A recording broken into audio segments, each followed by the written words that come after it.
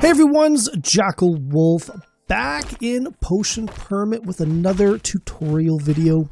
Last episode we looked at 5 tips and tricks for everybody playing Potion Permit. This episode what we're going to do is we're going to focus on materials. Specifically which materials you're going to want to keep on hand to make sure you can craft every potion.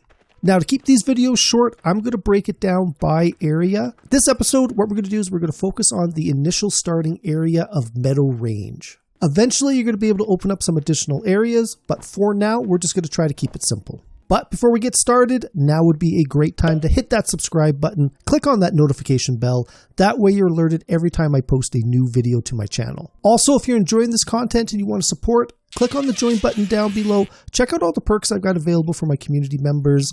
Alternately, you can check out my Patreon page. There's a link down below in the description. Now, full disclosure, I was gifted this version of the game by the developers. But enough about that, let's get back to the video.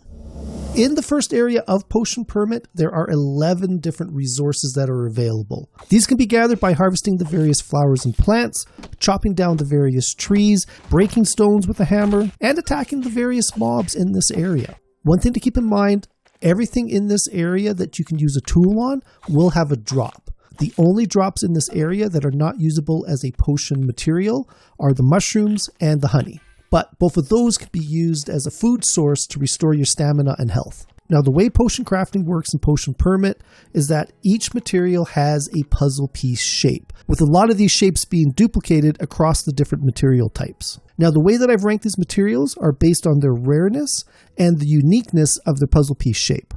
So, for number 5, we have the daisy.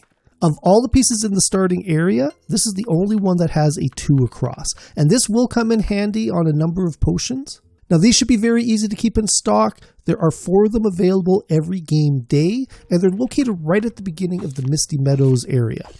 Number 4, spores.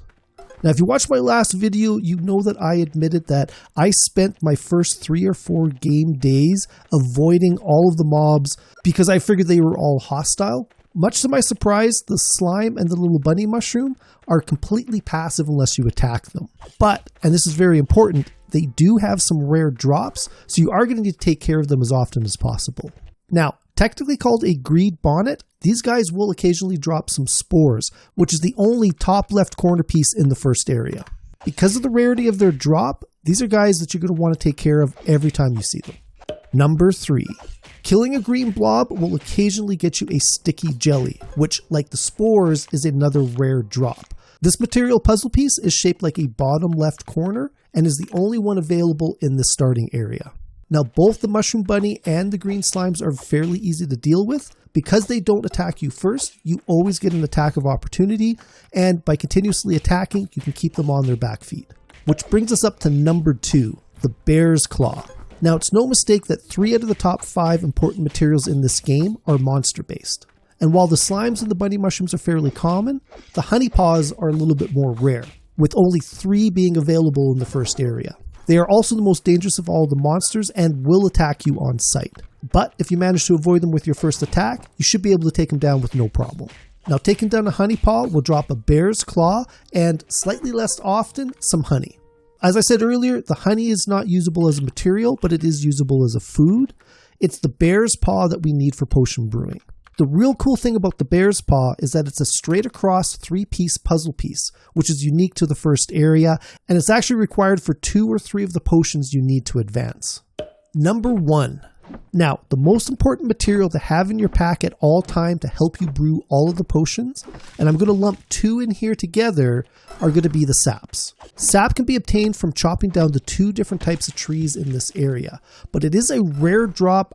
I feel like it's even rarer than the drops from the green slimes and the bunny mushrooms, especially from the larger of the 2 trees, which takes a lot more energy to cut down. Why these are so important is that each sap gives you a single block. Now, because your cauldron is limited in the number of materials it can use for a particular potion, you're not going to be crafting them using just these saps, but with a limited number of puzzle piece shapes available, these are going to be key to filling in those holes. And there you go. Those are my top 5 materials for the Misty Range area. Hopefully you guys have found this video useful. I'll see you guys next time. Good